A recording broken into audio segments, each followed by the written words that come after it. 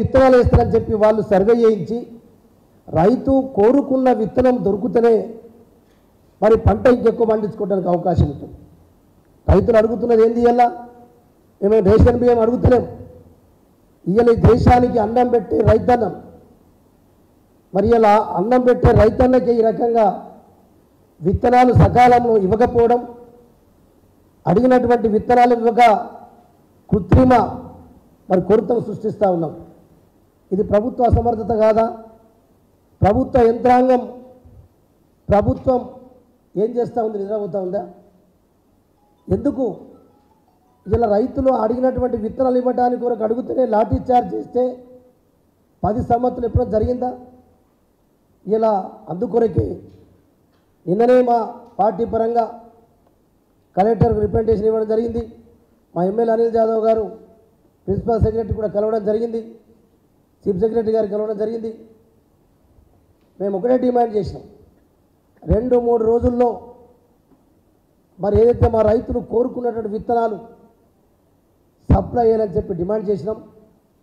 ఒకవేళ చేయకపోతే పెద్ద ఎత్తున రైతులతో కలిసి ఆందోళన కార్యక్రమం కూడా చేస్తామని చెప్పి ప్రభుత్వాన్ని హెచ్చరిస్తున్నాం. అందుకొరకే ఈరోజు మరి రైతులపైన, రైతుల సమస్యలపైన సమస్యల్ని గాలికి వదిలేసి ఇలా ముఖ్యమంత్రి గారేమో అప్పుడేమో ఐపీఎల్ మ్యాచ్లో బిజీగా ఉంటే ఇప్పుడు తెలంగాణ రాష్ట్రం ఏర్పడినటువంటి గుర్తులను మార్చడంలో ముఖ్యమంత్రి గారు బిజీ ఉన్నారు. ఉప ముఖ్యమంత్రి గారేమో వేరే రాష్ట్రాలకు ప్రచారానికి వెళ్తా ఉన్నారు. వ్యవసాయ శాఖ మంత్రి మాట్లాడే మాటలకు పొంతం లేదు. ఏమంటాడు తుమ్మల నాగేశ్వరరావు గారు? విత్తనాలు ఎక్కడ కూడా కొరత లేవు, విత్తనాలు కొరత లేదని చెప్పేటప్పుడు నేను తుమ్మల నాగేశ్వరరావు గారిని అడుగుతున్నా, మీరు ఒక సీనియర్ మంత్రిగా మరి చాలా రోజుల నుంచి గతంలో కేసీఆర్ గారి మంత్రివర్గంలో కూడా పనిచేసినాం. ఏనాడైనా రైతుల విత్తనాల కొరత విషయం వచ్చిందా? ఎరువుల విషయం వచ్చిందా?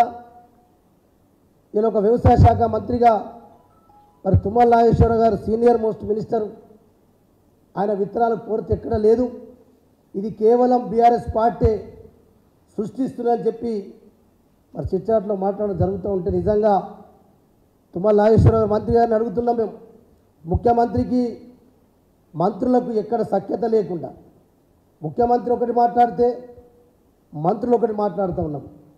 ఇలా అకాల వర్షాలు, మరి ఇలా పిడుగు కాటుతోటి అనేక మంది అకాల వర్షాల వల్ల పంటలు నష్టపోయినాయి. పిడుగుకాట్ల వల్ల ఎందరో మంది రైతులు ఇప్పటికీ పొలాలలో చనిపోతున్నారు.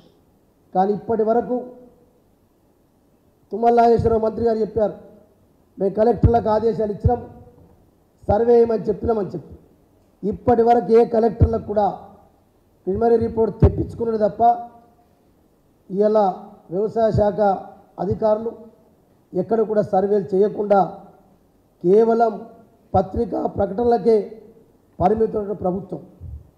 ఇలా అందుకొరకే వ్యవసాయ శాఖ మంత్రి మాట్లాడే మాట ఒకటి, ఇలా ఆయన ఏం మాట్లాడుతూ ఉన్నారు? రైతులకు పంటలు వేసిన తర్వాతనట జూలై మాసంలో మేము రైతు భరోసా ఇస్తామని చెప్తాను. మొలకలు ఎత్తిన తర్వాత సర్వే చేసిన, మరి ఇప్పుడు ఏం చేస్తూ ఉన్నారు? మీ యంత్రాంగం ఏం చేస్తూ ఉంది? నిద్రపోతూ ఉందా? గడ్డి వీగుతూ ఉందని అడుగుతున్నా. మీరు ఇప్పటి వరకే గతంలో ఎందరు మంది రైతులు ఏ పంట వేసిండ్రు, ఎన్ని ఎకరాల పంట వేసిండ్రు అనేది అంతకు ముందటి సర్వేలు ఉన్నాయి. మరి మీరు కూడా ఇప్పుడు 5-6 నెలలు అయింది, ఈ ప్రభుత్వం ఏం పండుకున్నదా? నిద్రపోతుందా? ఇంత అసమర్థత ప్రభుత్వం ఈ 6 నెలల్లో రైతాంగం పట్ల అనేకటువంటి అనాలోచిత నిర్ణయాలు తీసుకొని అసలు రైతుల సమస్యల గురించి పట్టించుకోకుండా ఇలా ప్రభుత్వం ఏలుతూ ఉందంటే నిజంగా కూడా ఇలా రైతులు ఇన్ని సమస్యలు. అందుకొరకే మేము ఒకటే, ఇలా కాంగ్రెస్ పార్టీ ప్రభుత్వం వచ్చిన తర్వాత రైతుల బతుకు ఆగమైంది. రైతు గురించి పట్టించుకునే నాతుడు లేడు. 10 ఏళ్లలో మేము ముందే చెప్పినాం, ఎక్కడ కూడా రోడ్ ఎక్కవలసినటువంటి పరిస్థితి రాలే. కానీ ఇలా క్యూ లైన్లు పెట్టి, చెప్పులు పెట్టి, బట్టలు పెట్టి ఇలా 10 సంవత్సరాల కంటే ముందటువంటి చరిత్ర మళ్ళీ జ్ఞాపకం వస్తూ ఉంది. నిజంగా రైతులు బాధపడుతూ ఉన్నారు. మా ఆదిలాబాద్లో అయితే ఇలా కమిషన్ ఏజెంట్ల మధ్య దళారులతోటే ఎందరో మంది గతంలో రైతులు ఆత్మహత్యలు చేసుకున్నారు. వడ్డీలకు వడ్డీలు పడి చక్రవడ్డీతోటి మరి ఇలా రైతులు ఆత్మహత్యలు చేసుకుంటే ఇలా రైతు బంధు వచ్చిన తర్వాత ఇప్పుడు మీరు ఒకసారి ఆదిలాబాద్ సర్వే చేయించుకుంటే ఇలా మొత్తం మళ్ళీ కమిషనర్ దుకాణాలన్నీ తెరిచినాయి, ఎక్కడికక్కడ ఓపెన్ అయిపోయినాయి. మళ్ళా పాపం 10 సంవత్సరాల క్రితం ఏ రైతు అయితే కమిషన్ ఏజెంట్ దగ్గరికి వెళ్ళిండో మళ్ళా ఈ సంవత్సరం కమిషన్ ఏజెంట్లను మరి దగ్గరికి పోవాల్సిన పరిస్థితి వచ్చినట్టు కారణం ఈ కాంగ్రెస్ పార్టీ ప్రభుత్వం. ఇదేనా ఇందిరమ్మ రాజ్యం? మార్పు అని చెప్పిన కాంగ్రెస్ మార్పు కోరుతున్నాం మేము, ఇలా రైతుల పరిస్థితి మారుస్తామని చెప్పింది. మేము అడుగుతున్నాం ఇదేనా మరి ఇందిరమ్మ రాజ్యంలో రైతులు మళ్ళీ కమిషన్ ఏజెంట్లను మధ్యధరలను ఆశ్రయించడం, మళ్ళా విత్తనాల కొరకు ఎరువుల కొరకు రోడ్డెక్కి ధర్నాలు చేయడం, మళ్ళా పోలీసులతో లాఠీ చార్జ్ తినడం, ఇదేనా మీ ఇందిరమ్మ రాజ్యం? ఇదేనా రైతులు మారుస్తామని చెప్పింది రేవంత్ రెడ్డి గారు, ముఖ్యమంత్రి గారు? మేము మిమ్మల్ని ఒకటే ప్రశ్నిస్తున్నాం. అందుకొరకే తప్పకుండా ఇలా బీఆర్ఎస్ పార్టీ ఆధ్వర్యంలో మరి అనేకమైనటువంటి కార్యక్రమాలు రైతుల కొరకు అండగా ఉన్నాం. అందుకొరకు ఇలా మేము ఒకటే వారిని అడుగుతూ ఉన్నాం, మీరు ఏ విధంగా రైతులు ఏ విత్తనాలు అడిగినా ఇవ్వడానికి సిద్ధంగా ఉన్నారా లేదా, ఇస్తారా లేదా? మీ ఇవ్వకపోతే మీతో చేత కాదని చెప్పండి. మరి గతంలో ప్రభుత్వం మేము ఏమైనా ఇలా రైతులు గతంలో విత్తనాల కంటే ముందు సాగునీరు లేకపోయా, కరెంటు లేకపోయా, మరి ఇప్పుడు విత్తనాలు కూడా ఇస్తలేరు. మరి ఇలా ఇదేనా రైతులను మార్చేటటువంటి ప్రభుత్వం అని అడుగుతున్నాం. దేన్ని మారుస్తున్నారు మీరు? అందుకొరకే ఈరోజు ఒకటే మేము కాంగ్రెస్ ప్రభుత్వాన్ని మరి ప్రశ్నిస్తున్నాం. మీరు ఇప్పటికైనా మరొకవైపు ముఖ్యమంత్రి గారు ఇలా తెలంగాణ ఏదో చిన్నాన్ని మారుస్తామని చెప్తే మరి ఇలా మంత్రులు ఉప ముఖ్యమంత్రులు వేరే రాష్ట్రంలో ప్రచారంకి వెళ్తూ ఉంటే ఇలా మద్యం మంత్రి మాట్లాడతాడు. మద్యం నాకు తెలియదు, అసలు అది కార్పొరేషన్ సంబంధించిన సమస్య. మా గతంలో వాళ్ళు మంత్రులు చేసిండ్రు, మేము కూడా మంత్రులు చేసినాం. ఏ డిపార్ట్మెంట్ కన్నా కార్పొరేషన్లు ఎండీ ఉన్నా చైర్మన్ ఉన్నా మంత్రితో సంప్రదించిన తర్వాత చేస్తే తప్ప డైరెక్ట్ ఎక్కడ కూడా కార్పొరేషన్ ఎండీకి ఇచ్చే లేదు. మరి ఇలా జూపల్లి కృష్ణారావు గారు అబద్ధం మాట్లాడుతున్న కొత్త బీర్లు ఎక్కడ వస్తలేమని చెప్పి ఆ మంత్రికే పత్తలేదు.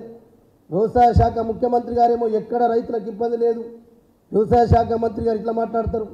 మరి అక్కడ ఉన్నటువంటి పరిస్థితి వేరు. అంటే ఎట్లా ఉందంటే ఈరోజు ఈ మంత్రులకు, ఈ ముఖ్యమంత్రికి, ఈ ప్రభుత్వానికి ప్రజల సమస్యల పట్ల ఒకరికొకరికి అవగాహన లేక ఈరోజు రైతాంగాన్ని నట్టట ముంచేస్తూ ఉన్నారని చెప్పి మేము ఒకసారి ఈ పత్రికా ముఖంగా మరి తెలియజేస్తూ ఉన్నాం. అందుకొరకే రేవంత్ రెడ్డి గారు ఏదైతే మీరు మరి గతంలో కనీసం కేసీఆర్ గారు రైతుల కొరకు ఎంత శ్రద్ధ పెట్టిండో మీరు కనీసం ఒక 10% కూడా రైతుల గురించి ఏం మాట్లాడతలేరు.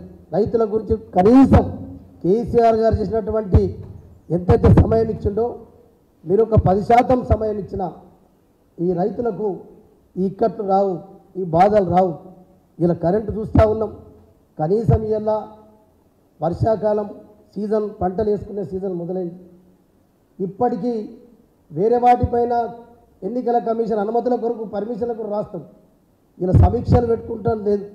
వర్షాకాలంలో మరి ఇలా బ్యాంకు రుణాల విషయం కానీ విత్తనాల విషయం కానీ ఇలా ఇప్పటిదాకా కూడా ముఖ్యమంత్రి గారు, వ్యవసాయ శాఖ మంత్రి గారు అధికారులతో ఇప్పటికే సమీక్షలు జరగాలంటే వీళ్ళు రైతుల పట్ల ఎంత చిత్తశుద్ధితో ఉన్నారో ఇదే వాళ్ళ అసమర్థతకి ఇది నిదర్శనం అని చెప్పి కూడా నేను ఈ సందర్భంగా తెలియజేస్తూ ఉన్నాను. అందుకొరకే కేవలం ఇలా ముఖ్యమంత్రి గారు రేవంత్ రెడ్డి గారు కేసీఆర్ గారు చేసినటువంటి ఆనవాళ్ళను మాత్రం తీయడానికి కొరకే ప్రయత్నంలో మునిగి ఉన్నావు తప్ప నువ్వు రైతుల పట్ల, రైతుల సమస్యల్ని, రైతులకు ఏదైతే పథకాలు మార్చిస్తానని చెప్పినావో, ఇందిరమ్మ రాజ్యంలో ఇక్కట్లుంటాయని చెప్పినావో, కేవలం కేసీఆర్ యొక్క ప్రభుత్వం ఉన్నప్పుడు ఆనవాళ్ళని తీసేయడం తప్ప నీకు ఎలాంటి చిత్తశుద్ధి లేదు.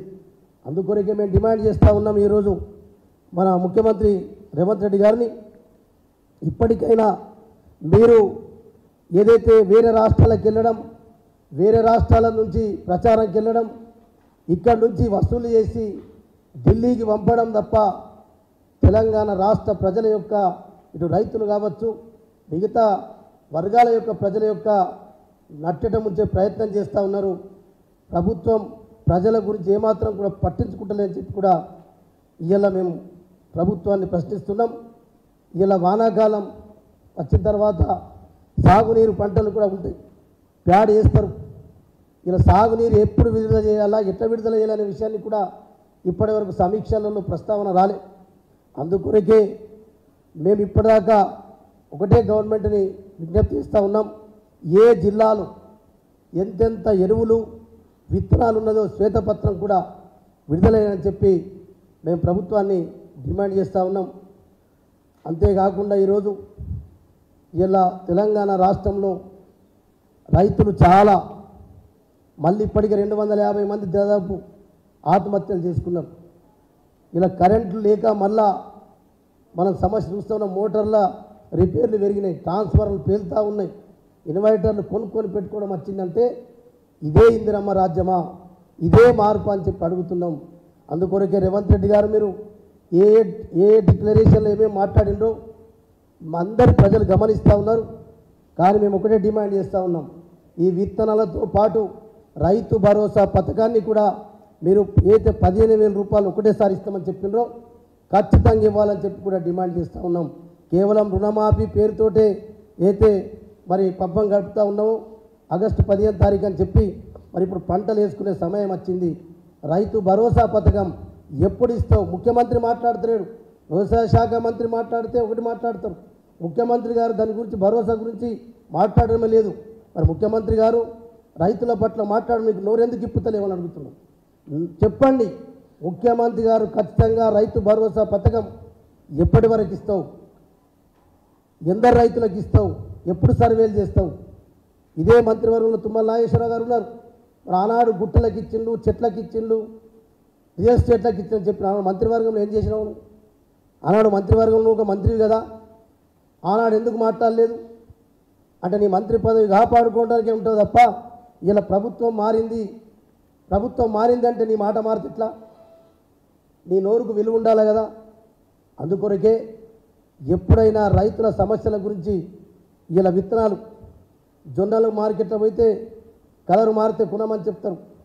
ఇక్కడ అది మొన్న ఇదే సంగారెడ్డిలో జొన్నలపై జగడమని చెప్పి జొన్నలు కొనమని చెప్పి అక్కడ ఆందోళన చేస్తుంటే మళ్ళా వాళ్ళు ఏం చెప్తారంటే ఈ జొన్నలు బాగలేవు, ఖచ్చితంగా తడిసినాయి.